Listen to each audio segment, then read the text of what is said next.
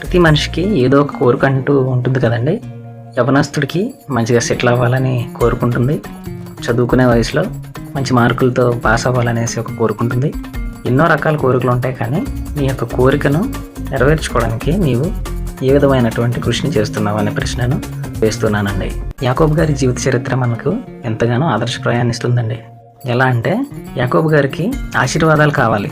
తన అన్నయ్యన యాషావు తనని ఎదుర్కొనడానికి వస్తాడు అని తెలుసుకున్నప్పుడు ఆ మార్గ మధ్యంలో దేవునితో పెనుగులాడి, నీవు నన్ను దీవించేంత వరకు కూడా నేను నిన్ను విడువను అని అక్కడ ఆయన దేవునితో పెనుగులాడి ఆయన కావలసినది దక్కించుకున్నారండి. ఈరోజు మనకు అనేకమైన కోరికలు ఉంటాయి, కానీ మన కోరికను నెరవేర్చుకోవడానికి దేవుని యందు భక్తి శ్రద్ధలతో పట్టుదలతో ఆయన మనల్ని దీవించేంత వరకు కూడా విడవకుండా మనకు కలిగిన విశ్వాసాన్ని గట్టిగా పట్టుకొని యాకోబు గారు ఎట్టి రీతిగా ఆశీర్వాదాలు అయితే పొందుకున్నారో అట్టి రీతిగా మన కోరికలను, మన ఆశీర్వాదాలను